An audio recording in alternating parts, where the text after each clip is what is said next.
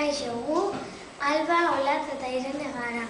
Eta esango dizuegu oxigeno aparatuaren ikasgai bat hasi garen ikasten orain dela 2 astero. Arnasa hartzea beharrezkoa da, bestela hil egiten zen. Aireak ongarri batzuk ditu.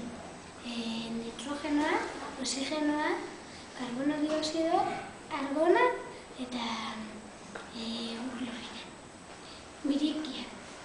Trakea 2 zatitan banaturik dago. Eta horiek dira airea daramaten nodi nagusia. Era berean bronkioak adarka egiten dira. Eta bronkiolo izena duten oditxo batzuk sartzen dira. Zer gertatzen da arnasa hartzean? Arnasa hartzean saietzezura eta ulana barruan eta kanporan mugitzen dira. Mugimendu hori diafragma izeneko mintz gihartsu batek kontrolatzen da. Arnasa hartzean diafragma uzkurtu eta beheratu egiten da. Airea biriketan sartzen.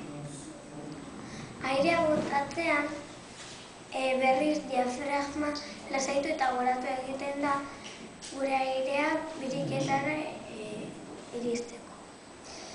Arnasa hartzen dugunean airea sudurrean berotu egiten da. Hautsa eta mikrobioak sudur zuloetan gelditzen da. Airea faringetik, laringetik, trakeatik eta bronkiotik pasatzen da.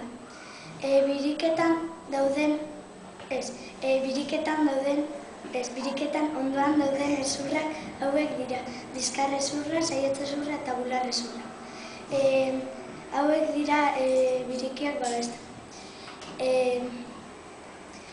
Arnasa aparatua aireko oxigenoa odolera pasatzea sarpuratzen da. Eta honek daukan karbono dioxidoa kanporatzeaz.